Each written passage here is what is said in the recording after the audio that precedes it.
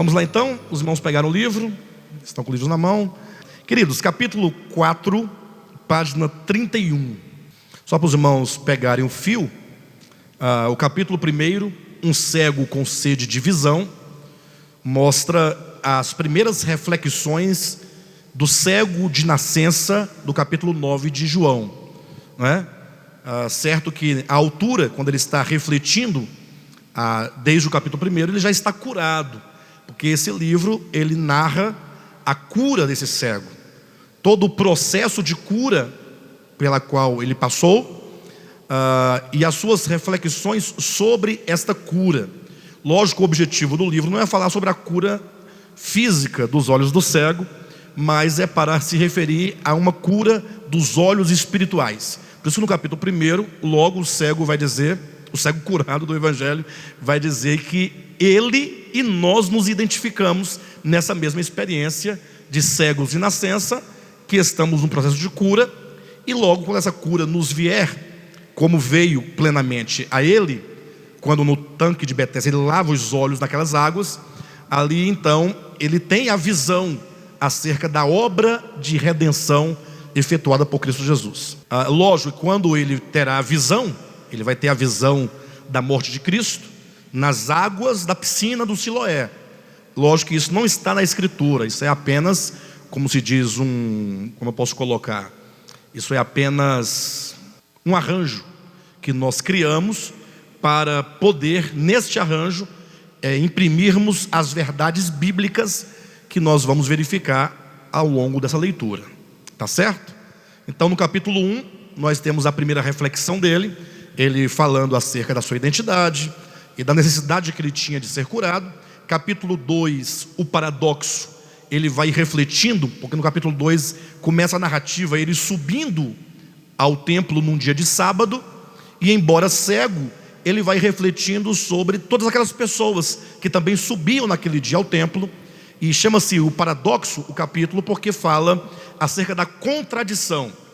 Enquanto eles subiam ao templo cheios de alegria, subiam encurvados pelo fardo da lei, apontando para uma experiência de todo religioso, que embora sinta prazer na sua religião, mas a sua religião coloca sobre ele um fardo muito pesado, ao ponto de Cristo dizer, em Mateus capítulo 11, versículos 28 a 30, vinde a mim, todos os que estáis cansados e sobrecarregados, eu vos aliviarei. Interessante que a gente sempre, outrora, né, pelo menos eu penso assim, nós falávamos muito esse texto para quando íamos pregar para alguém. Geralmente a gente pensava assim, vamos pregar para um não crente, para um desviado, pregar para alguém, para um ímpio, a gente falava, né? E citava esse texto. E no contexto de Mateus 28, Jesus fala essas palavras para os religiosos judeus, que nos tempos de hoje poderia dizer que era a igreja, né? Não no sentido específico de igreja, mas eles eram o povo de Deus de então, que tinha o templo, que tinha os cultos, que tinha as ofertas, que tinha as cerimônias, que tinha os sacerdotes, né? Então Jesus fala para esses religiosos dizendo, vinde a mim, vós os que estáis cansados e sobrecarregados, e eu vos aliviarei. Então Jesus fala de um peso, de um fardo que os religiosos levam, embora sem saber. E ele diz, tomai sobre vós o meu jugo e aprendei de mim, que eu sou manso e humilde de coração, e achareis descanso para as vossas almas. Então, toda a drama desse livro acontece num dia só, no dia de sábado, né? Então, desde o início, quando o cego, juntamente com muitas pessoas, vão subindo ao templo, naquele dia, ele se encontra com Cristo, no capítulo 3, inclusive, o capítulo chama-se Lodo nos Olhos, é quando ele, então subindo, ele chega até a porta formosa do templo, ou a porta chamada Formosa, onde ali ele ainda cego se encontra com Cristo. E Cristo então fazendo lodo no barro, né, cuspindo no barro, faz um lodo e aplica nos seus olhos. E então ordena que ele vá ao tanque de Siloé lavar os seus olhos. Então o capítulo 4, vamos começar a leitura agora, fala exatamente de quando ele sai ali da porta formosa em direção ao tanque de Siloé. Então ele vai subindo para o tanque de Siloé e continua, portanto, as suas reflexões. Ele continua refletindo sobre os acontecimentos. Então todas essas reflexões são discursos acerca da verdade. Por isso é bom que os irmãos prestem bastante atenção. Página 31, comecemos, portanto, capítulo 4, a dúvida. Diz assim: enquanto uns subiam ao templo, dele eu saía em busca da luz. Olha que frase bem colocada. Porque muitos subiam ao templo, né? Então, quando Cristo fala vai ao tanque de Siloé, ele tem que agora se retirar do templo. Ele tem que ir ao tanque. Então, enquanto muitos estavam indo para o templo, subindo, agora ele estava o quê? Saindo. Então ele diz: enquanto muitos subiam ao templo, deles eu saía em busca da luz.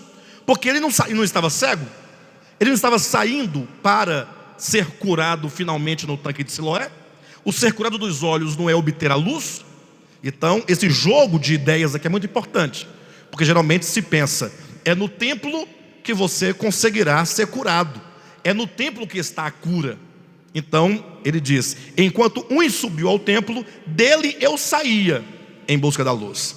E eu quero ser bastante honesto com vocês: somente quando se sai do templo é que se pode obter a luz, né? Parece uma contradição para muitos, talvez muitos não concordem com isso no primeiro momento, mas eu tenho certeza que todos aqueles que já tiveram seus olhos abertos sabem claramente que o templo aqui, enquanto um símbolo da religião humana, em que prevalece os dogmas humanos, em que prevalece a concepção humana acerca de Deus, em que, como o próprio Cristo comparou o templo a um curral. Já leram João capítulo 10?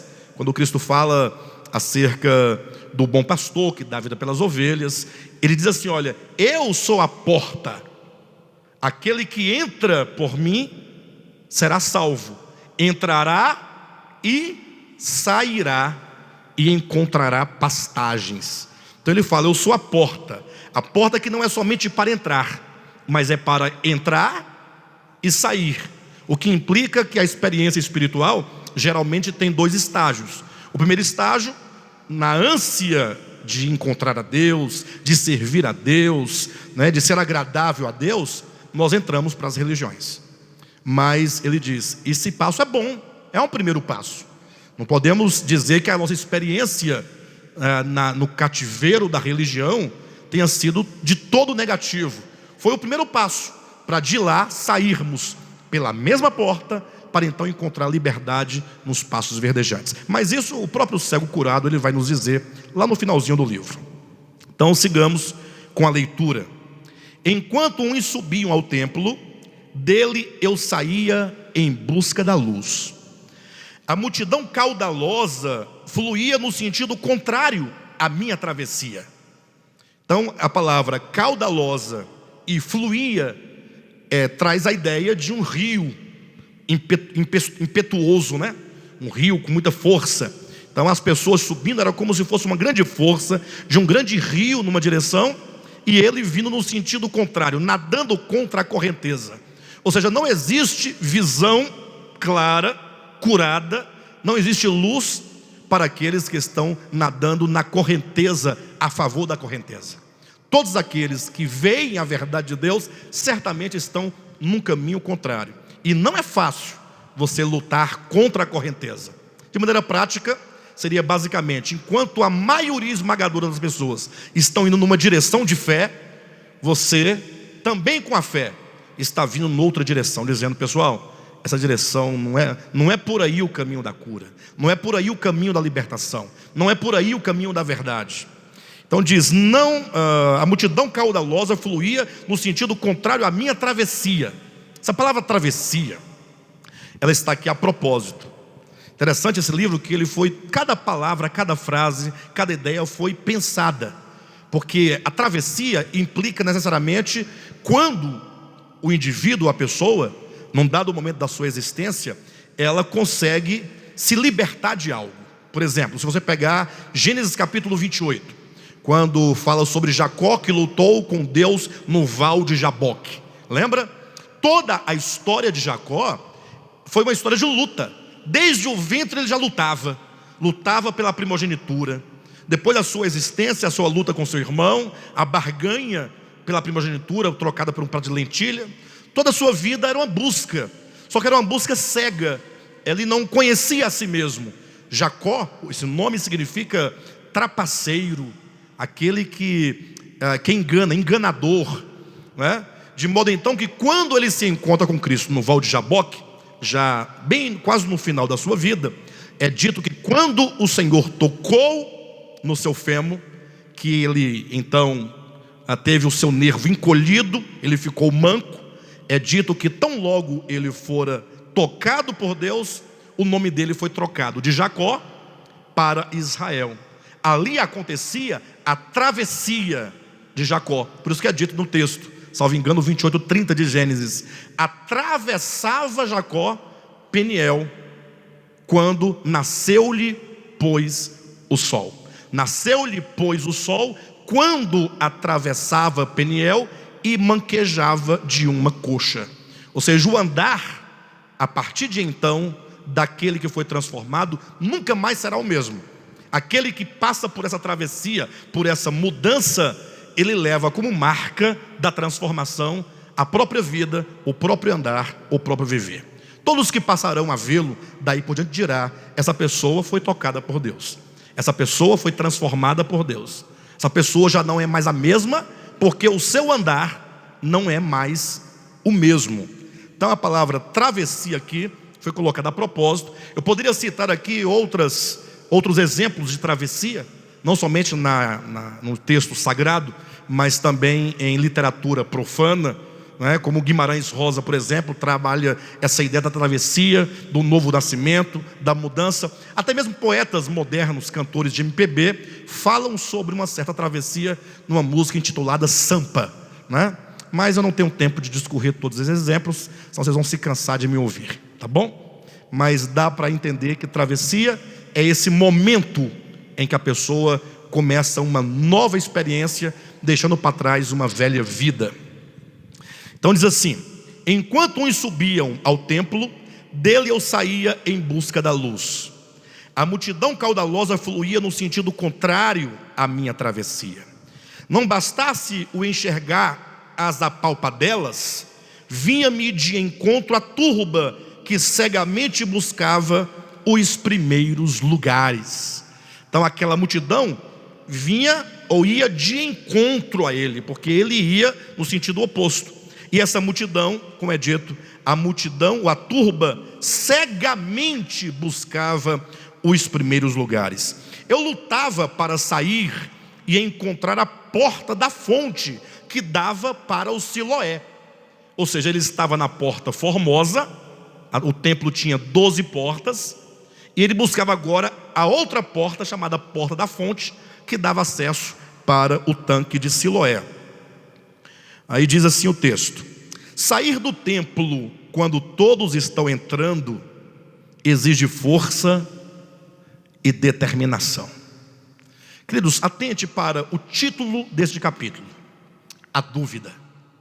Veja que nós estamos colocando aqui para os irmãos a experiência de alguém que estava indo ao templo. Essa era a trajetória comum dele, cotidiana, mas que agora, para que ele obtenha a luz, ele está saindo do templo. Então veja que se o ir ao templo representa a experiência religiosa de todos os homens religiosos, o sair do templo significa a libertação dos dogmas da religião, do cativeiro da religião, para a libertação em Cristo. Então, quando nós lemos aqui a experiência dele saindo do templo, temos que compreender isso no sentido simbólico para a nossa experiência. Veja, eu lutava para sair e encontrar a porta da fonte que dava para o Siloé. Sair do templo quando todos estão entrando exige força e determinação. Ou seja, quando a pessoa está no processo de sair do templo, e eu tenho plena convicção que todas as ovelhas do Senhor Jesus, mais cedo ou mais tarde, sairão de lá. Quem disse isso foi o próprio Cristo. Lembra que ele disse: as minhas ovelhas ouvem a minha voz e elas me seguem. E ele diz: ainda tenho outras ovelhas em outros apriscos, e a mim convém conduzi-las a mim.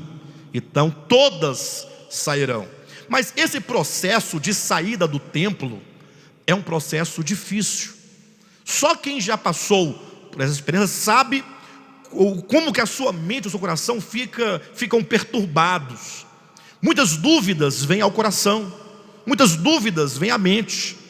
Será que é isso mesmo? Será que eu devo mesmo sair? Será que saindo é o caminho mesmo da minha cura, da minha libertação? Então assim, esse processo é um processo doloroso.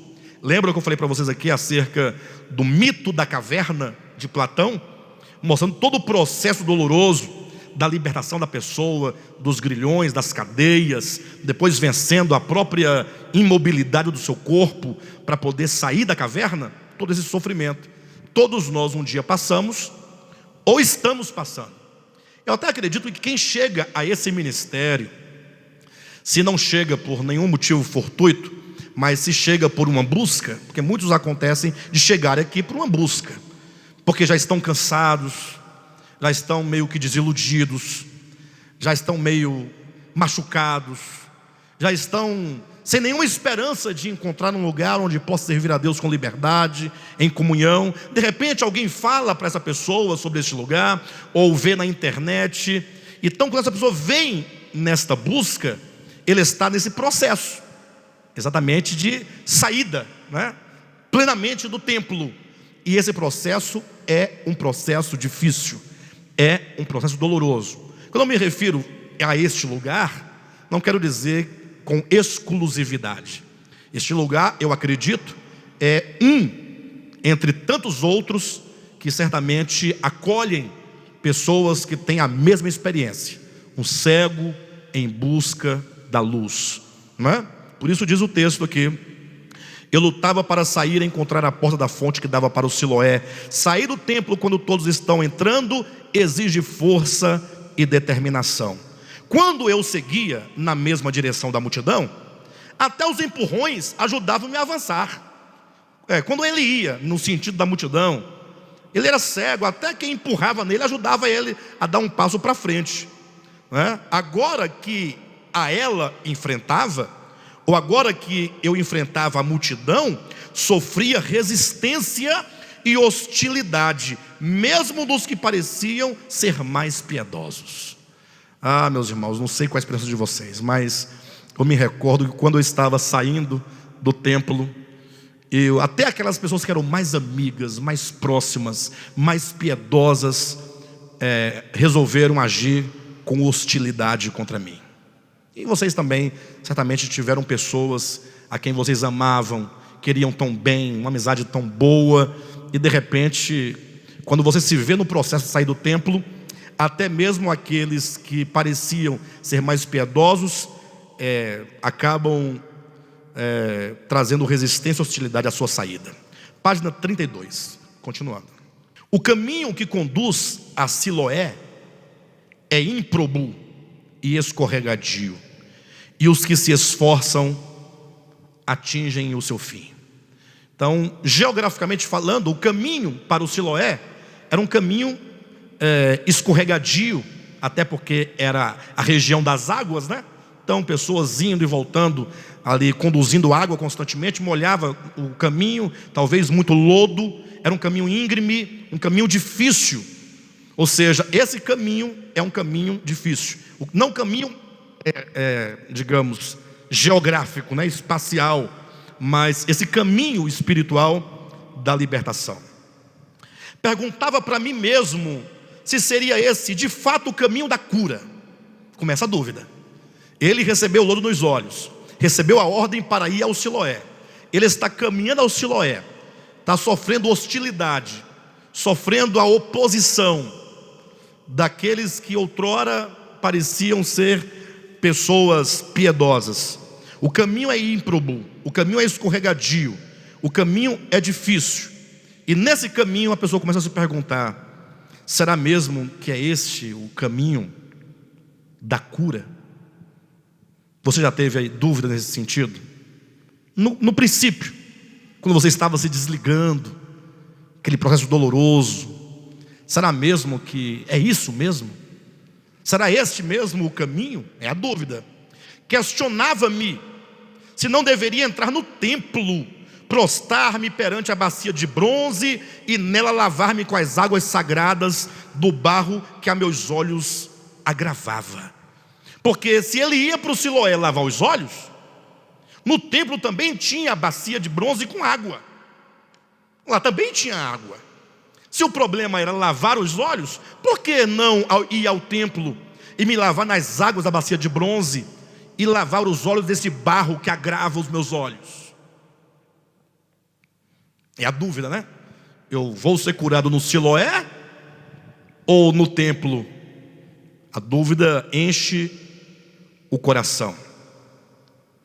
A voz do desconhecido Rabi, entretanto, soava ainda dentro de mim: vai ao tanque de Siloé.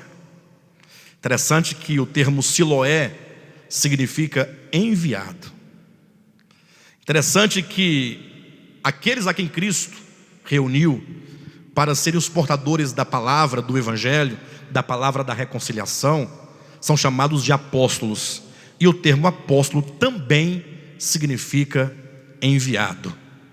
Não haveria aqui uma relação de ideias que aqueles que serão curados devem se lavar na água da palavra apostólica? Ou seja, ou eu vou à água dos dogmas do templo, ou eu vou às águas da palavra apostólica.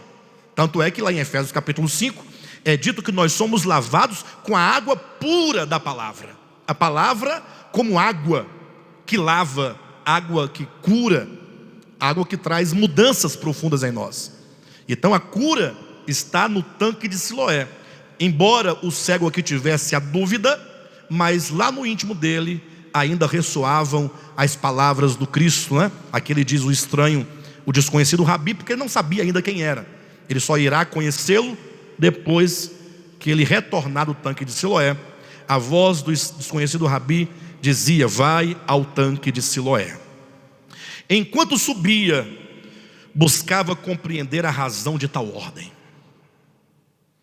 Procurei fazer as devidas conexões a fim de entender o motivo. Ele começou a pensar: por que Siloé? Ele foi pensando: mas por que não em outro lugar? Qual a razão? Aí ele começa a pensar e a perscrutar o sentido.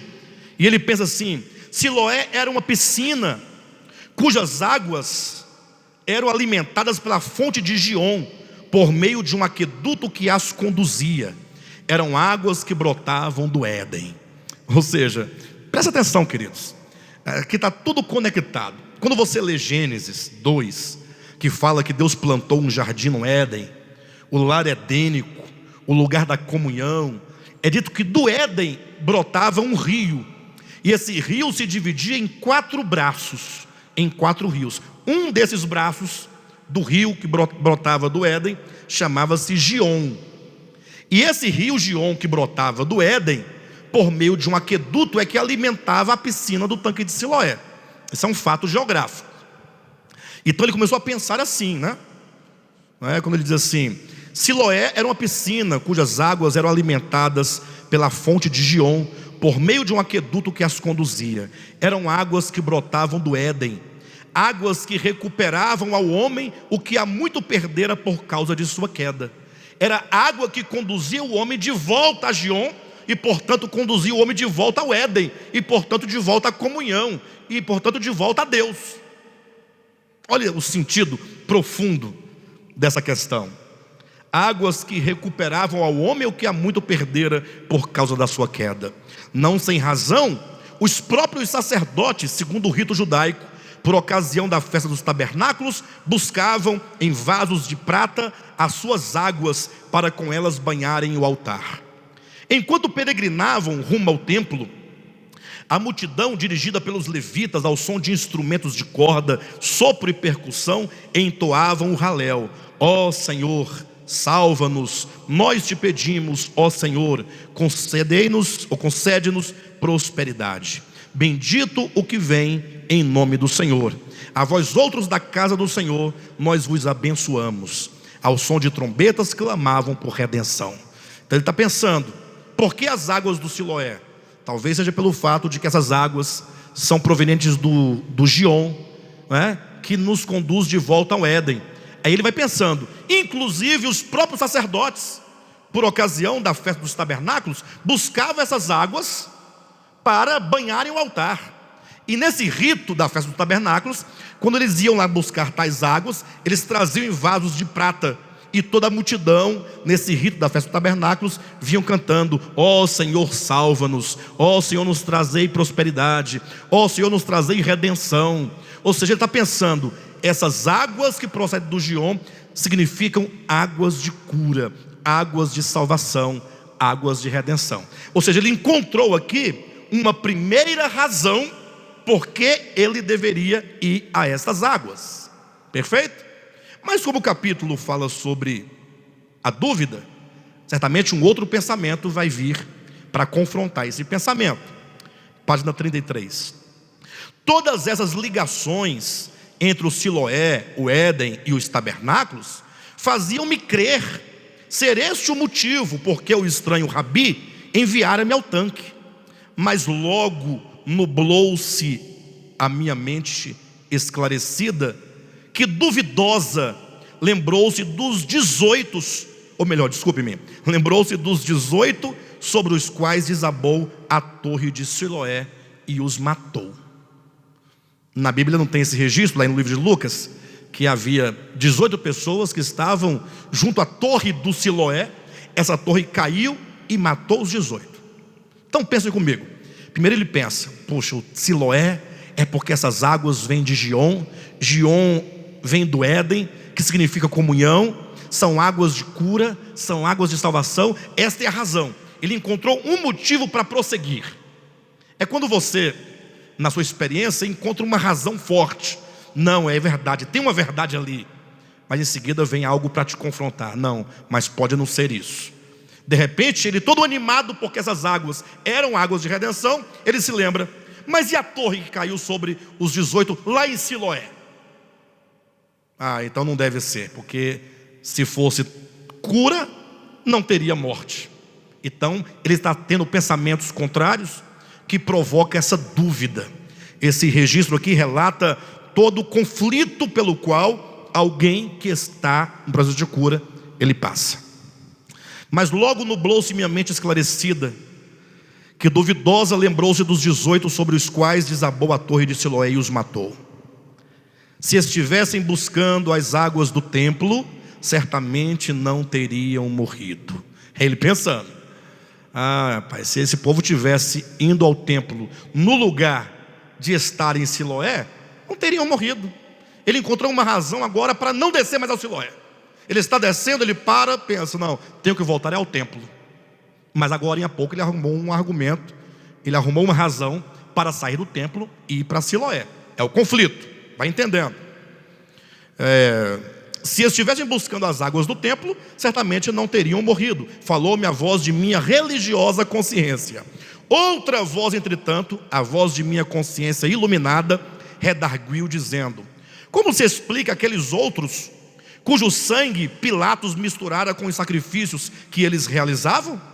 Porventura não estavam no templo procedendo segundo os ritos judaicos?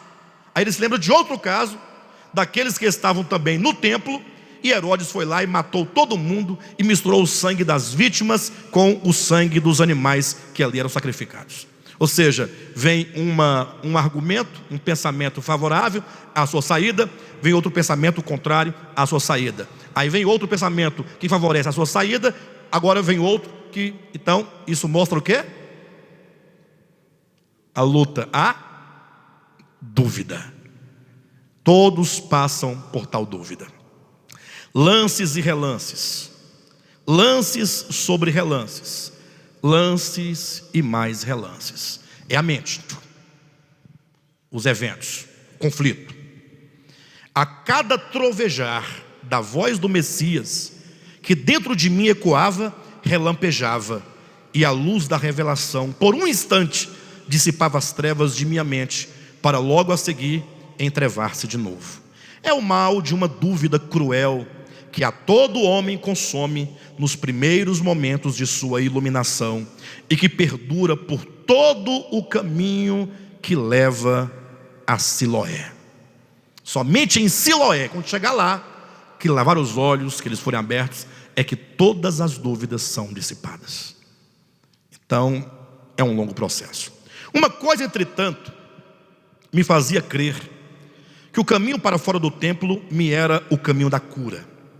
Em todo o tempo em que eu estivera no templo, nunca sequer me apercebeu que tivesse olhos, embora eu soubesse. Uma coisa eu tinha certeza: fiquei anos a fio no templo, mas eu não percebia meus olhos. Eu tinha olhos, sabia que tinha olhos, mas eu não sentia, porque os olhos são feitos para ver, para enxergar. Quando ele não tem função, ou ele perde a sua função, ou não tem função, então ele está ali, mas você não faz uso dele, e daquilo que você não faz uso, você não percebe. Então ele diz: por todo o tempo em que eu estivera no templo, nunca sequer me apercebeu que tivesse olhos, embora eu soubesse. Agora, posto eu não enxergasse ainda, ao menos sentia-os numa desesperada necessidade de os lavar. Ou seja, porque foi colocado lodo nos olhos, aquela areia agredia os olhos, e agora ele sentia os olhos, embora não pudesse ainda ver. Então, tem uma hora que você começa a sentir uma gastura nos olhos, ou seja, você está próximo de enxergar, você já percebe que tem olhos, você já sente a necessidade de lavar os olhos. Ruim é quando a pessoa não sente nenhuma necessidade. Isso se aplica, queridos, não somente à vida espiritual, à vida cristã, mas a todos os setores da vida humana. Às vezes a pessoa leva uma vida conjugal meio desequilibrada, meio com profundas dificuldades, muitas eivas, e a pessoa nunca sente a necessidade de uma mudança. A pessoa ela sempre acha que é assim mesmo, e qualquer coisa acaba e desfaz o casamento e tudo. Ou talvez alguém, uma criança, por exemplo, na época dos estudos, ela não se apercebe da necessidade de se estudar com verdade, de se estudar com garra. Ela vai levando de qualquer maneira. Enquanto a pessoa não sente uma profunda necessidade, ela ainda ficará por muito tempo inerte, parada, sem sofrer mudanças. Toda mudança, ela acontece com muita dificuldade e com muitos transtornos. Uma coisa que eu ouvi um professor antigo meu falar, ele falava sempre que ele achava estranho, na bandeira do Brasil está escrito ordem e progresso. Ele dizia: como pode haver progresso se mantiver a ordem? Como é que você pode evoluir porque a ordem pressupõe um conservadorismo, ou seja, você mantém as coisas como estão numa atual ordem. Se você quiser progredir, vai ter que desordenar, e esse desordenamento no primeiro momento parece ruim, mas certamente terá um bom resultado, né? Então aqui o cego diz que ele começava a perceber os seus olhos, quando ele diz assim: uma coisa, último parágrafo da página 33, me fazia crer que o caminho para fora do templo me era caminho da cura. Em todo o tempo em que eu estivera no templo, nunca sequer me apercebeu que tivesse olhos, embora eu soubesse. Agora, embora não enxergasse ainda, ao menos sentia-os numa desesperada necessidade de os lavar. Já me ia longe, era um caminho sem volta. Ou seja, chega uma hora que, apesar de todas as dificuldades, você está muito mais perto do Siloé do que do templo. É um caminho sem retorno. Meus olhos já não eram insensíveis como antes. Se ao menos o Messias não me tivesse lançado lodo nos olhos. Percebe que a dúvida continua. Por isso ele questiona, né? Bem, não tem como voltar mais. Meus olhos já não são mais insensíveis. Se pelo menos não tivesse esse lodo, ficaria mais fácil, né? Capítulo 35. Aqui começa o livro. Aqui começa o livro. Neste ponto, página 35. Eu falei página? Não, capítulo 5. página 35. Isso é bom, que significa que a Jusileide não está dormindo hoje. Ela está atenta, né, irmã? Maravilha. E aqui começa, capítulo 5, a hora do sacrifício. Até que os irmãos estão entendendo bem? Sem as minhas intromissões não atrapalham vocês não, né? 35. Agora tem que ter muita atenção, porque vai ter vários quadros trabalhando paralelamente, tá? Terão cenas diferentes, de lugares diferentes, ao mesmo tempo, uma refletindo a outra, um jogo de espelhos. Capítulo 5, a hora do sacrifício. Já se ia a terceira hora do dia. Qual é a terceira hora do dia? 9 horas da manhã. Era a hora do sacrifício da manhã, quando eu descia as escadas do Siloé. Então já tem duas cenas aqui: ele descendo as escadas para a piscina, e no templo era a hora que haveria de ser oferecido o sacrifício da manhã. São duas cenas: a do templo, os sacerdotes vão oferecer o primeiro sacrifício diário, enquanto ele chegara à descida do templo, das escadas do Siloé. Então, dois quadros. No templo, o sacerdote acabara de inspecionar o cordeiro para o holocausto. Começava, ao som de trombetas, a ritual procissão que ia da porta das ovelhas ao altar. Lógico, porta das ovelhas, vocês sabem, é porque nessa porta onde ficavam as ovelhas guardadas para serem sacrificadas no templo. Os sacerdotes, com suas indumentárias a rigor, indumentárias são as suas vestes, porque as vestes eram vestes típicas e próprias para o sacerdócio.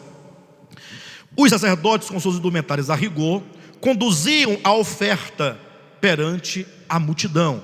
A oferta aqui é o cordeiro, não é dinheiro, é o cordeiro, a vítima sendo levada para o altar do sacrifício. Os levitas entoavam o Halel. Halel são os salmos, uma série de salmos que eles cantavam nesta ocasião. Jazia ao pé do altar outro sacerdote, de cutelo em punho, que aguardava o sacrifício para a imolação. O sacrifício aqui é sinônimo de o cordeiro. Então, irmãos, cada palavra aqui é muito preciosa. São palavras agudas para vocês sentirem o drama do acontecimento. Lerei novamente a partir de os levitas. Os levitas entoavam Halel. Jazia ao pé do altar outro sacerdote, de cutelo em punho, que aguardava o sacrifício para a imolação. A multidão entre este e aqueles. Quem é este? Não, a multidão entre aquele sacerdote que trazia o cordeiro e aqueles que o aguardavam junto ao altar. Porque era um trânsito, né? Era uma ritual procissão.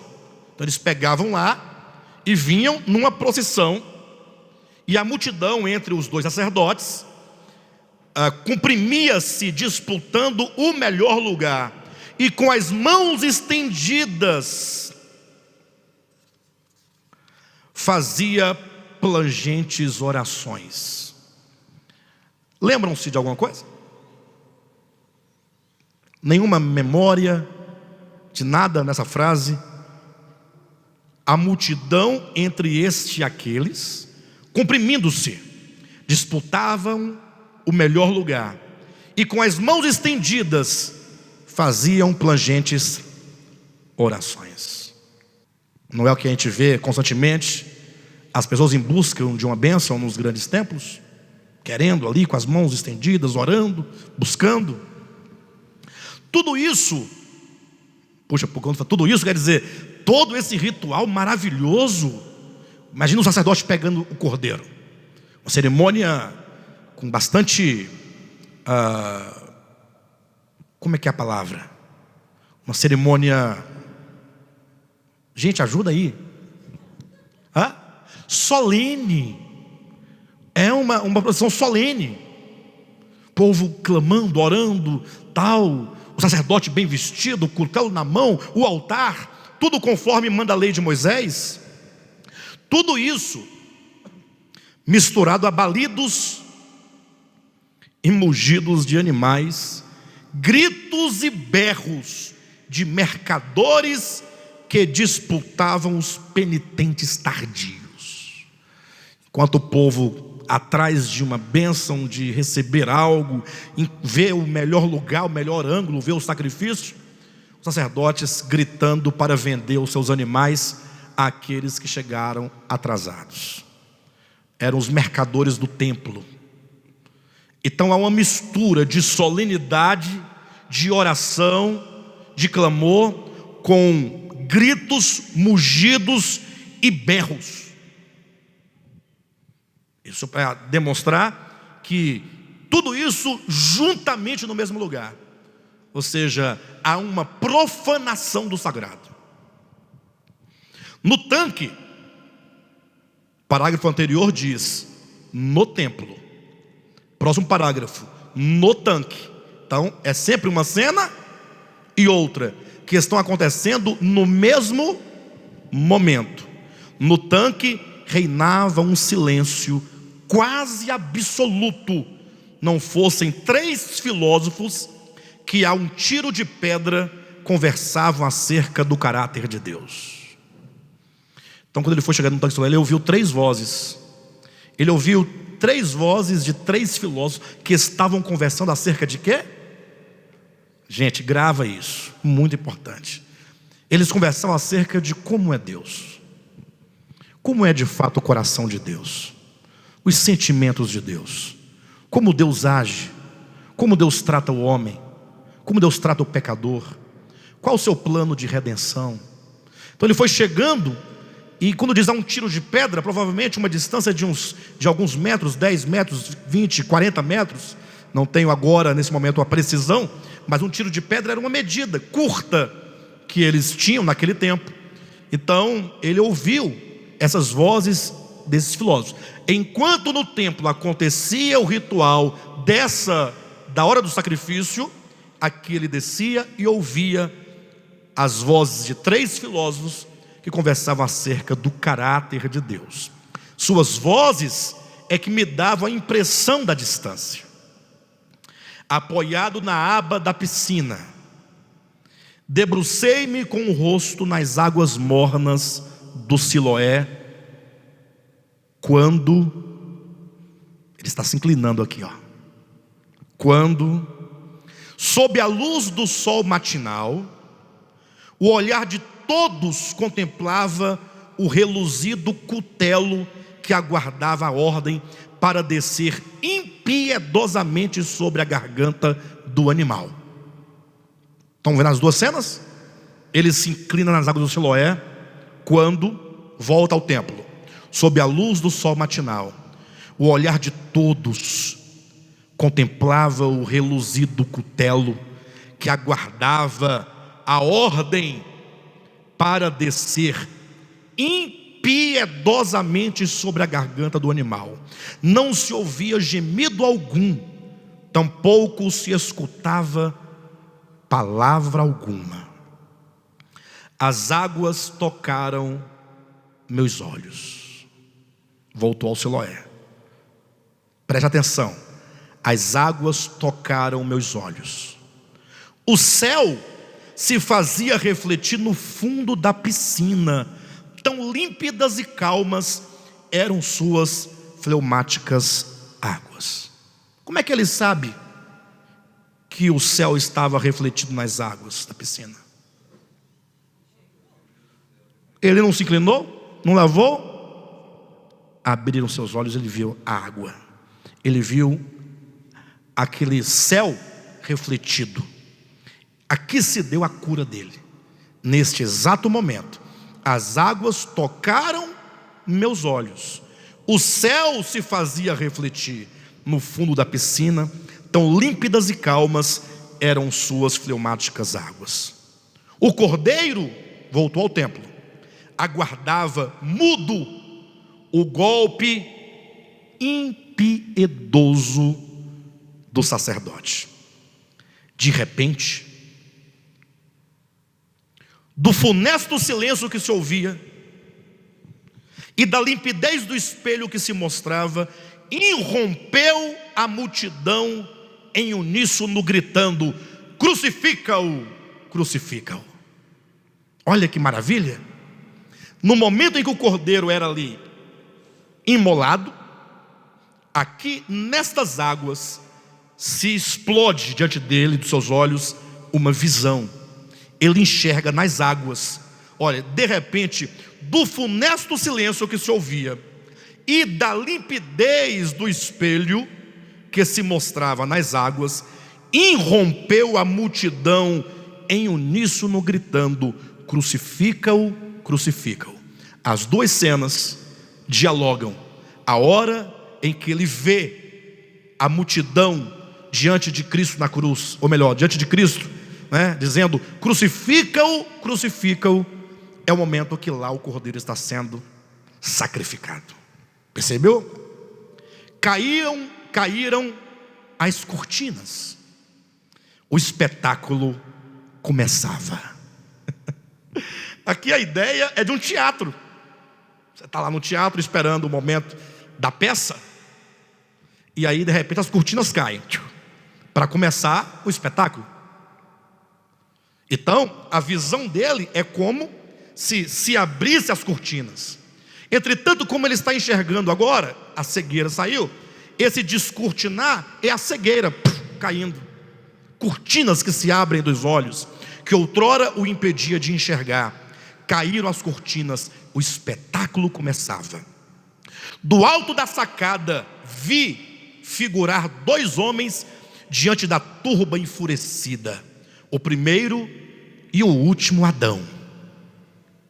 Lembra quando levaram Cristo e Barrabás para perguntar à multidão: qual desses vocês querem que eu solte, que eu deixe viver? É esta cena que ele está vendo. Entenda, neste momento aqui dos acontecimentos, Cristo não tinha sido crucificado. Cristo mandou o homem agora se lavar no tanque de Siloé. Ele está tendo por antecipação a visão daquilo que ainda seria no futuro a morte de Cristo. Caíram as cortinas, o espetáculo começava. Do alto da sacada vi figurar dois homens diante da turba enfurecida, o primeiro e o último Adão. A sorte estava lançada. Pilatos, tendo explicado ao povo hebreu o costume de libertar um prisioneiro por ocasião da Páscoa, perguntou-lhe: quem quereis que vos solte? A Jesus chamado Cristo, ou a este chamado Barrabás? A multidão, imbuída de inata inimizade, a uma declarou dizendo: solte Barrabás. Ah, bem-aventurado leitor, ou melhor, bem-aventurado leitor, que bênçãos trouxe tão maldita resposta.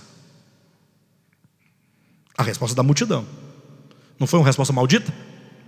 Crucifica-o. Isso não pode ser bendito. Mas, bem-aventurado leitor, que bênçãos trouxe tão maldita resposta. Da condenação de um inocente brotava a liberdade para muitos. Não fosse o paradoxal pensamento divino, hoje você não estaria a ler estas páginas. Ou, se as lesse, não seria nutrido com a esperança que um dia se tornou para mim realidade. Eis o mistério. Uma flor que em meio ao pântano sucumbiu para adubá-lo e transformá-lo num belo jardim. Entende a metáfora? Essa flor é Cristo.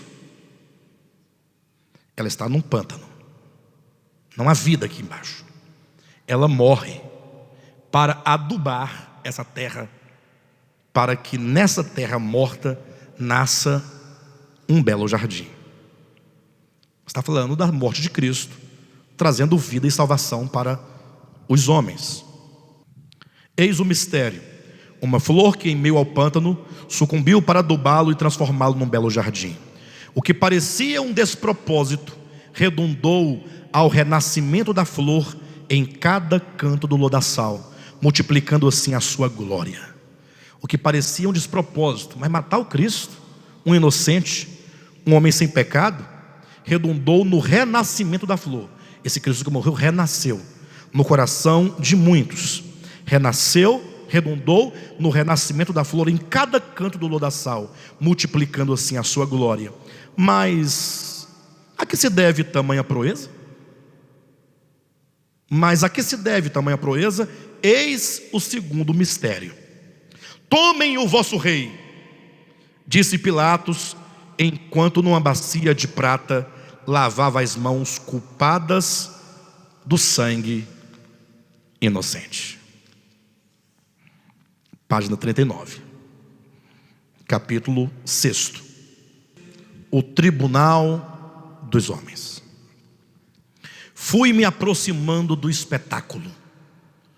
Ou seja, o homem, outrora cego, que acabara de ter os olhos curados, ele se vê e se encontra, lógico que é um êxtase, né?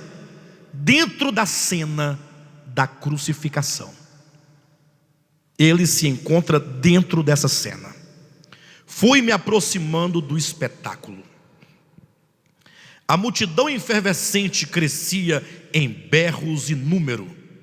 Gentes de todos os lados confluíam para o pretório. E eu, curioso em meio à turba, não concorria para o que ali acontecia. Ou seja, a multidão concorria para gritar e berrar, para fazer matar o Messias. Ele se aproximava também, mas ele não concorria no sentido de clamar pela morte do Messias. Ele queria compreender o acontecimento. Isso é muito interessante e importante no sentido de que o livro nos conduz à seguinte ideia: assim como este homem, uma vez curado, se aproxima para compreender o que acontecia, porque ele não estava sabendo o que estava acontecendo, ele estava fora daquela situação, ele queria entender. Assim também nós, os leitores, nos aproximamos do quadro da crucificação de Cristo para compreender os fatos da redenção, para compreender a história da redenção, para ter o discernimento do que de fato estava acontecendo aconteceu aquilo, ou quais eram as forças que estavam operando naquele momento. E eu, curioso em meio à turba, não concorria para o que ali acontecia, apenas buscava compreender os fatos. Não entendia por que tanta fúria contra um único homem. É verdade que algumas mulheres lhe pensavam a dor. A maioria dos presentes, entretanto, rosnava como cães, e como leões famintos lhe rodeava. Seria como leões famintos lhe rodeavam, né? Cercavam-no como quem acua a presa, não lhe deixava o escape, nem procurava ele escapar. A multidão ia cercando a Cristo, como quem acua a presa para ele não fugir, só que ele não procurava escapar. Esta é a diferença entre o fato e a alegoria. Qual que é a alegoria? Veja bem, isso nós usamos aqui uma figura de linguagem. O texto diz: a maioria dos presentes, entretanto, rosnava como? Numa figura? Como cães. E como leões famintos lhe rodeavam. Não é uma figura? Cães e leões? Cercavam-no como quem acua a... Então a ideia, a figura, a alegoria é uma presa e os cães ou leões cercando, para que a presa não fuja. Só que a presa, no caso, não queria fugir. Esta é a diferença entre a alegoria, entre uma cena concreta e real de leões e a presa, com a cena que nós queremos mostrar, o Cristo e os homens maus. A diferença é que lá a presa quer sair, aqui a presa não quer escapar. Esta é a diferença entre o fato e a alegoria. Jesus passara toda a noite acordado, submetido a vários julgamentos. E embora não lhe encontrassem falta alguma, condenavam-no, abreviando-lhe os flagelos, socos, açoites, cusparadas. Por isso o Nazareno estava assaz desfigurado. Seu corpo se encurvava sobre o próprio peso. Seu rosto, entretanto, erguia-se com a dignidade de rei, pairando sobre a horda um olhar lânguido e plácido. Imagina o corpo de Cristo todo dilacerado, a noite toda sendo julgado, apanhando, ele curvado com a dor, mas com a face erguida, serena. Seu rosto, entretanto, erguia-se com a dignidade de rei, pairando sobre a horda um olhar lânguido e plácido. Traço algum, ligeiro que fosse, de ira ou indignação, manifestava-lhe a face. Antes, refugiam do semblante raios de extrema bondade e compaixão, buscando aquecer com um absoluto amor os que o maltratavam. Que cena bonita, não? Salve o rei dos judeus! Bradou cegamente um sacerdote, saudando-o comicamente e prostrando-se diante dele. Comicamente é com zombaria, com escárnio, com ironia.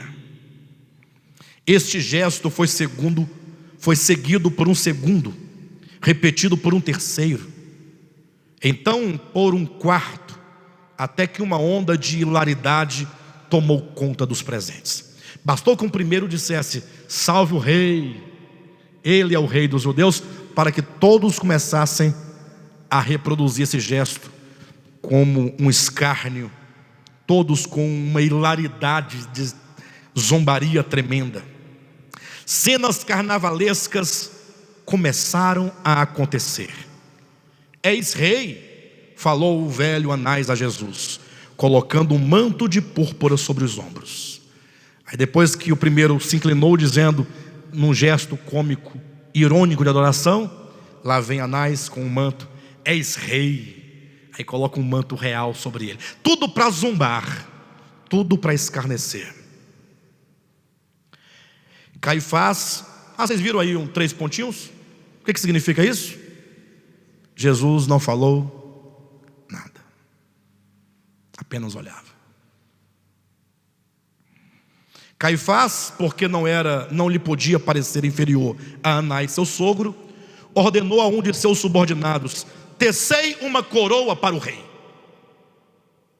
Enquanto lhe preparavam uma coroa de espinhos de acácia, veio um terceiro e, golpeando-lhe a cabeça com uma cana, colocou-a em suas mãos, dizendo-lhe: tomai aí o teu cetro, ó rei.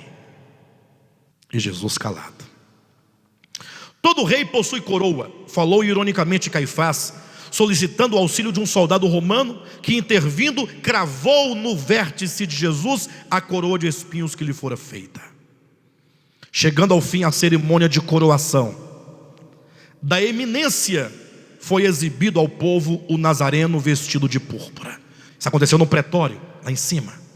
Agora que ele estava com o manto sobre os ombros, o cetro na mão e a coroa na cabeça, aqui reproduzindo comicamente, carnavalescamente, o rei, elevado agora para a iminência do pretório, para apresentá-lo ao povo. Vou ler do início o parágrafo. Chegando ao fim a cerimônia de coroação, da eminência foi exibido ao povo o Nazareno vestido de púrpura, joelhos convexos, coroado de espinhos, cetro na mão, satirizado e escarnecido, semblante firme e resignado. Por algum momento, a respiração de todo o povo ficou suspensa, tamanho o impacto da enigmática imagem por eles contemplada. Eles olharam. Imagine a cena: vestido de púrpura, joelhos curvados, convexos, coroado de espinhos, cetro na mão, satirizado e escarnecido, semblante firme e resignado. Ele sabia o que ele queria. Para esta hora foi que ele veio. Por algum momento, a respiração de todo o povo ficou suspensa. Sabe quando você vê algo que você fica sem respirar? Você prende o ar, porque tamanho espanto, tamanho o impacto da enigmática imagem por eles contemplada. Apenas alguns segundos e uma explosão unívoca de vozes se fez ouvir dizendo: não queremos que este reine sobre nós, crucifica-o, crucifica-o. Não temos outro rei senão César, que o seu sangue recaia sobre nós e sobre os nossos filhos. A sentença estava lavrada. O céu enviou o Messias, a cúpula sacerdotal exigiu a sua morte, Roma anuiu a reivindicação, o povo rejeitou o Cristo, ele se entregou. Nenhuma resistência houve de lado algum, tudo corroborava o sacrifício. O mosaico se encaixava perfeitamente em quase todas as junturas. O mosaico, não é? Se encaixava perfeitamente em quase todas as suas junturas. Apenas uma questão não se explicava. Esse aqui é o cego curado, inserido no seu êxtase, na sua história. Está dizendo: tem uma coisa que não se explica aqui. Por qual motivo sofria tamanho desprezo e dor aquele que crime algum cometeu? Por que condenar um homem que não tinha nos lábios dolo, nem nas mãos culpa de sangue? Por isso, para descobrir isso, eu, em meio ao povaréu, arrisquei-me ao me aproximar mais e mais, com o fim de encontrar resposta. E este livro propõe responder isso: por que Cristo morreu? Essa é a linha, a história da redenção. Dá tempo de continuar. Capítulo 7, o caminho do Calvário. Não demorou muito para que os executores entrassem em cena. Um quartel de uma centúria fora enviado para conter o povo e executar o suplício. Uma centúria é um grupo de 100 soldados. No caso, um quartel de uma centúria, 25 soldados. O patíbulo preparado para Barrabás agora destinava-se ao Nazareno. Começaram as cenas de tortura. O látego do verdugo, com esferas de chumbo e pontas de ossos nas extremidades, dilacerava o cerro do Messias, dilacerava as costas do Messias, na medida em que uma quarentena de açoites era-lhe desferida no dorso. E quando já não lhe restavam forças, apontaram-lhe o caminho para fora da cidade, onde devia morrer. E tendo recebido sobre os ombros a barra transversal da cruz, começou a travessia rumo ao Calvário. E novamente a palavra travessia aparece no livro, porque a morte de Cristo é o cumprimento da travessia de todos aqueles que hão de experimentar a salvação. A travessia de Cristo é a travessia de todos que, ao crerem nele, seriam unidos a ele na sua morte e ressurreição. A travessia da cruz para trás, em que ele estava ali na condição, não na qualidade, na condição de um pecador, por receber os pecados do mundo inteiro. Não na qualidade de pecador, porque ele não tinha pecado. na condição de velho homem, porque ele nasceu de mulher, recebeu um corpo, uma humanidade, sob os efeitos do pecado, fazendo a travessia para depois da cruz, ou seja, a ressurreição, para o nascimento do novo homem, sem nenhuma relação com o pecado, como da primeira vez, mas relação com a vida, com a ressurreição, com a verdade, né, com o novo homem, com a nova criação de Deus. Por isso a travessia. Página 43. A multidão, como que ladeando a estrada, formava 2 muros, à direita e à esquerda, compondo a procissão. E no meio, sob insultos e chicotadas, sozinho, seguiu o Nazareno, firme e determinado, o caminho do holocausto. Veja que havia muita gente. Olha só o paradoxo. A multidão implica muitas pessoas. Como que ladeando a estrada, formava 2 muros, à direita e à esquerda, compondo a procissão. E no meio, sob insultos e chicotadas, sozinho. Ele estava sozinho.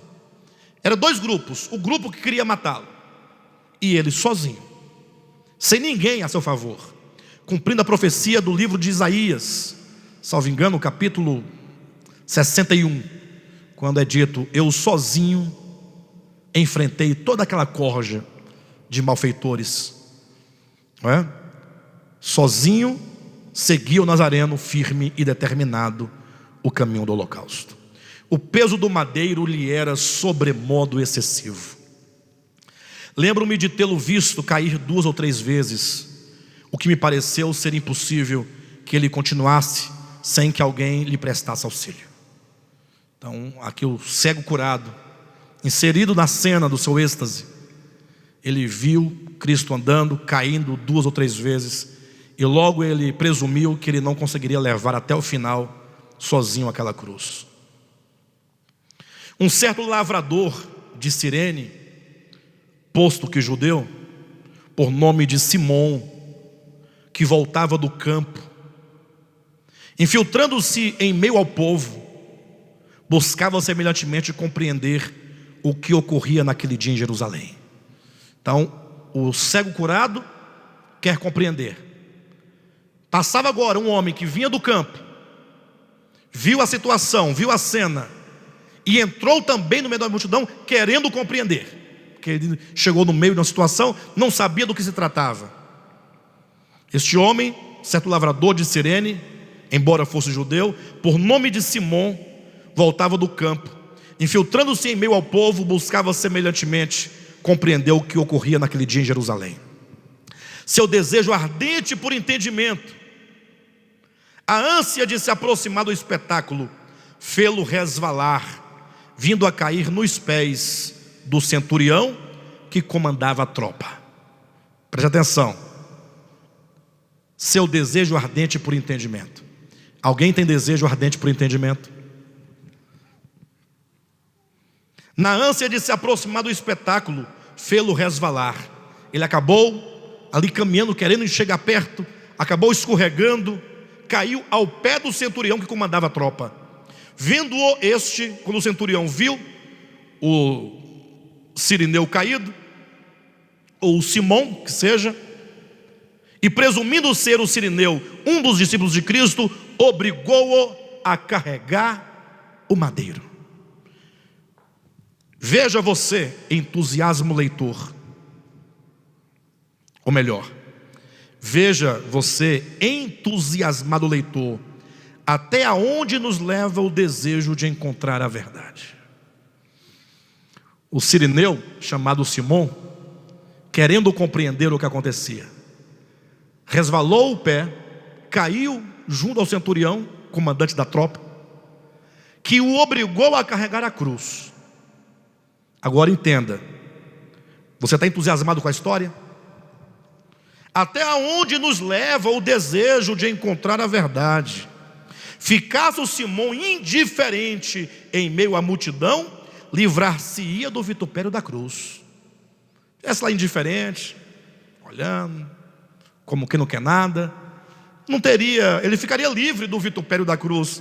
Mas não, seu intrigado coração não se satisfazia com as manchetes religiosas. Certamente alguém falou para ele: olha, isso aí é um revoltado contra César que foi preso, esse aí é um agitador. São as manchetes religiosas. O seu intrigado coração não se satisfazia com as manchetes religiosas, com os discursos superficiais que nada explicam. Ou seja, quanto tempo nós ficamos ouvindo acerca de Cristo, do Cristo de Deus que envia seu Cristo, da morte de Cristo, de um pai irado contra o homem, que derrama a sua ira sobre seu filho, e ficamos satisfeitos, sem nunca querermos saber exatamente qual é a verdade acerca disso. Todos aqueles que ficam intrigados com essa situação, que se aproximam com profundo interesse para entender, não se livrarão do vitupério da cruz. Saiba disso. Seu intrigado coração não se satisfazia com as manchetes religiosas, com os discursos superficiais que nada explicam. Antes procurava discernir os fatos tão atentamente como o faz o garimpeiro na busca de alguma preciosidade. Imagine os olhos do garimpeiro. Alguém que já foi garimpeiro? Eu nunca fui e nunca vi, mas eu bem posso. Você deve conhecer, né? A José tem a família toda garimpeira, né? Atrás de ouro, diamante, esmeralda.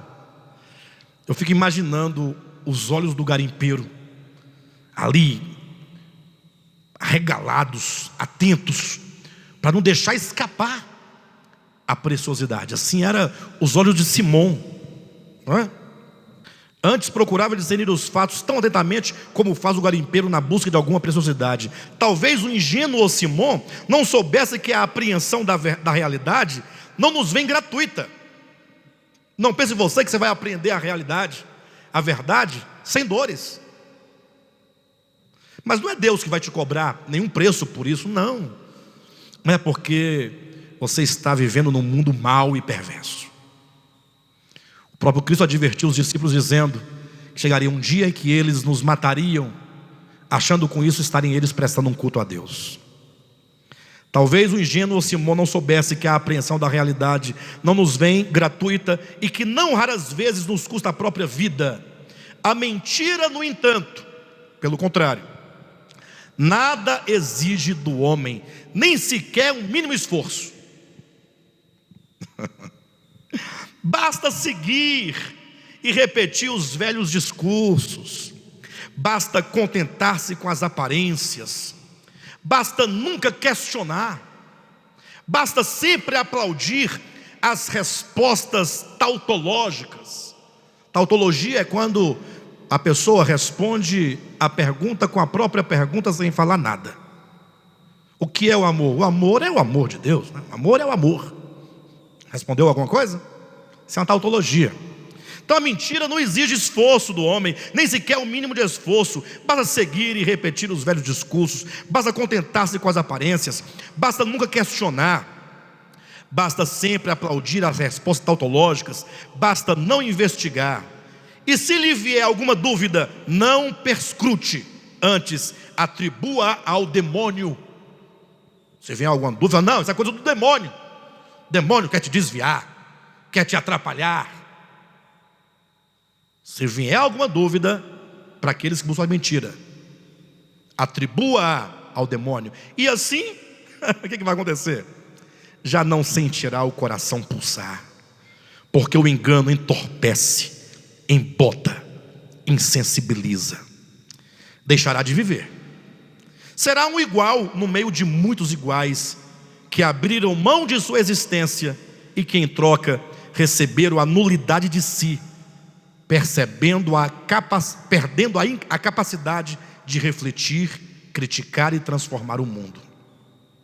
Estes condescendem-se à escravidão de suas próprias consciências cauterizadas, recebendo o estigma dos que se acovardam quando a realidade se lhes aparece como possibilidade. Por isso nem todos arriscavam a investigação. Por isso nem todos se arriscam a ler a Bíblia novamente. Por isso nem todos se arriscam a colocar a sua doutrina à prova. Por isso nem todos, ao se depararem com uma mensagem diferente, querem ouvi-la até o final. Para quê? Criar problema? Como diz o vulgo, criar chifre na cabeça de cavalo? Mexe com isso não. Deixa como está. Mas o resultado é esse. A maioria ainda escolhe os lugares comuns para serem o seu porto seguro, onde ancoram suas vidas, fossilizando-as como pedras, inúteis à marcha dos séculos pela busca da verdade. Simão, tomando sobre os ombros o patíbulo, uniu-se a Cristo em seus sofrimentos. Ainda não podia compreender ao certo a verdade que envolvia todo aquele evento, mas mesmo assim sentia uma dor contente, que enchia o seu peito com tal sensação, como se porventura compreendesse todo o mistério da crucificação. Ele não entendia ainda, mas ele sentiu uma dor contente, parodiando aqui o Camões, né?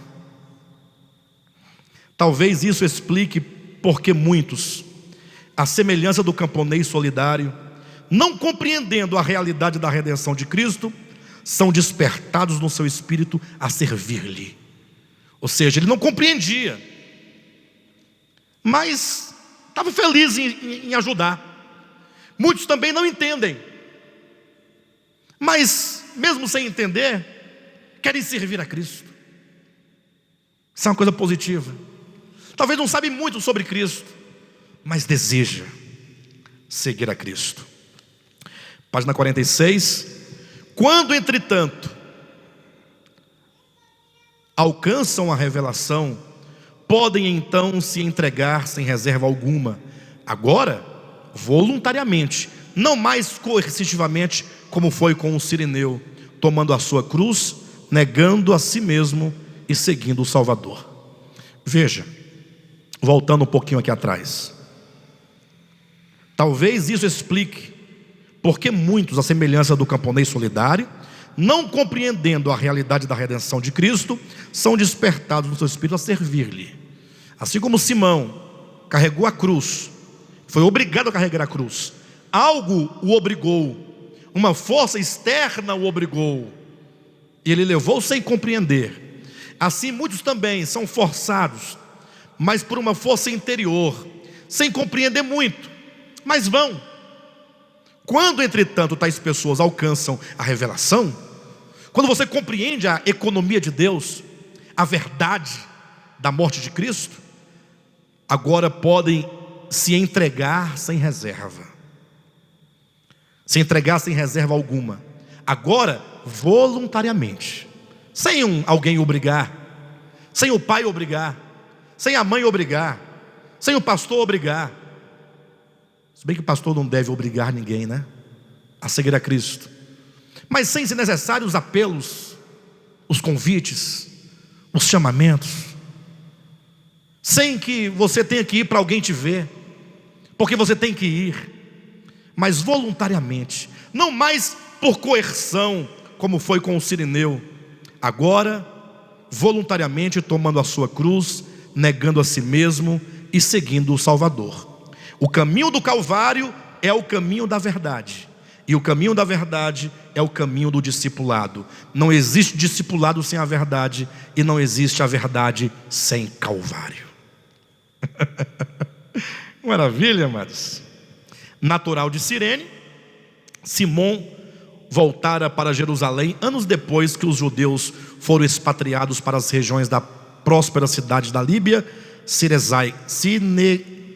Cirenaica, durante o reinado de Ptolomeu I. Sua esperança messiânica, pois, fervilhava pela vinda do libertador prometido. Almejava por aquele tempo em que o esperado com E maiúsculo, porque é o esperado, haveria de libertar os hebreus das mãos dos seus opressores. Naquele mesmo dia, voltando do campo, refletia sobre as muitas profecias acerca do Salvador. E foi no exato momento em que rememorava as palavras de Isaías 53, que se deparou com o séquito que ultrajava o rei dos judeus. Ou seja, que eu estou contando a breve história do Cirineu, que tendo sido expatriado, nesse exato dia, voltava ele para Jerusalém.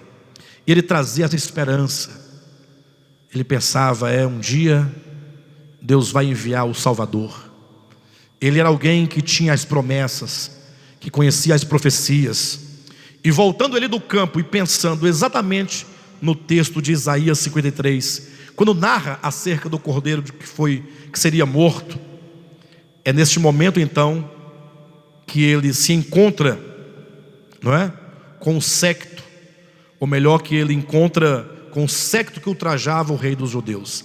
Identificá-lo não lhe foi difícil, uma vez que o condenado à morte levava pendurado ao pescoço uma lápide inscrita em grego, hebraico e aramaico: Jesus Nazareno, rei dos judeus.